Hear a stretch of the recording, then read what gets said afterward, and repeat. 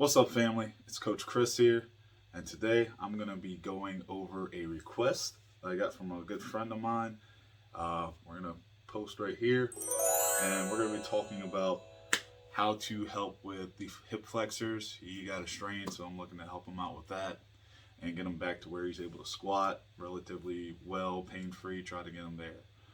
Um, for those of you who don't know too much about me, my story goes with I had hip surgery when I was 22, and I was told I'd be in a wheelchair, wouldn't be able to run, jump, do as many things as I used to. Um, Today, I'm squatting over 300 pounds for reps. I'm deadlifting over 500 pounds for reps. I'm still able to sprint, still able to jump really high. So those are just a couple of my things. And I'm going to be going over how to perform these exercises, what they're going to do, what you should look for and feel. So just stick with me on this. First exercise I want to go over is the hip 90-90. Now, when I found out about this exercise, I had to try it for myself, and I shared with all my clients who had mobility issues, and if I thought that they could go deeper in a squat, I definitely gave it to them. So, in this video, to perform this action, ensure that you bend your knees to about a 90-degree angle and are in line or on track with your feet. Treat your legs like windshield wipers at that point, and your knees should fall close to the back of your heel when they fall from one side.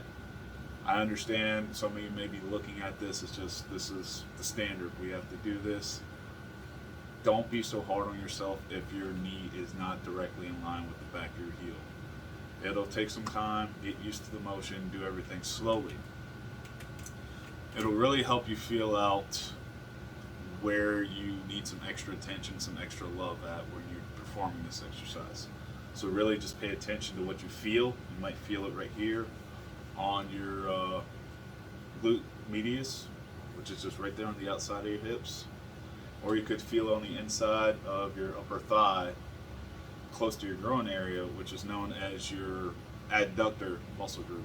This exercise really helps with mobility altogether, like I was saying before, range of motion, and to get you to where you're able to get a little bit deeper in your squats. It may help loosen up where you need to deadlift and perform more of a hip hinge action. But these are the things that you need to look for. Perform these exercises very slowly. I don't mean super slow to where you eat up 20 minutes of your workout time, but be intentional about your warm up.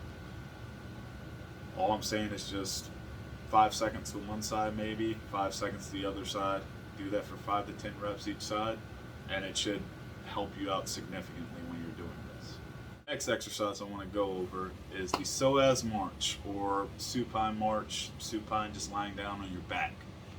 And that's primarily the first step, first action you need to perform, is just lie on your back, and you're going to take a resistance band if you have one. This exercise can be performed without the use of a resistance band.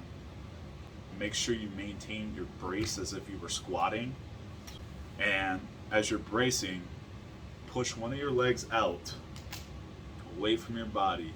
Make sure that leg is straight, not drooping down to the ground, while maintaining the other leg at a 90-degree angle as you're keeping it up.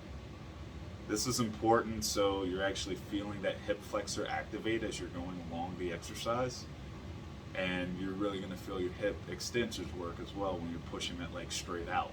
A common flaw that may happen with this, if you're going too fast, you're going to treat it like a bicycle action.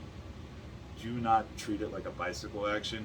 Make sure you bring both your legs back in, then push one out, then bring it back in, and then perform the other leg if you're alternating, pushing it back out. So just be aware of those things, that you're not getting a little pedaling action going. A couple muscle groups that you'll actually feel working this exercise. You should, like I said, feel it in your hip flexor, your glutes, which is part of your hip extensors, and you're going to feel it in your lower abdominal region as well, because you're holding your brace there. You're going to have some lower back pressure and lower abdominal pressure. The last exercise I want to go over is something I call the kickstand glute extension.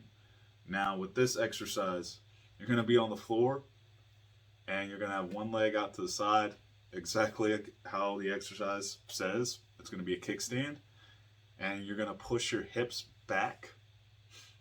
So almost like you're sitting on the back of your heel on that back leg. And when you're coming back up, you're squeezing, contracting your glutes to bring yourself forward and bring your body back up into an upright position. Those are my 3 exercises for this half. Stay tuned for part 2. I'm going to go over 3 more exercises that I like to do for the hips. Hey, thank y'all for tuning in. God bless. Much love.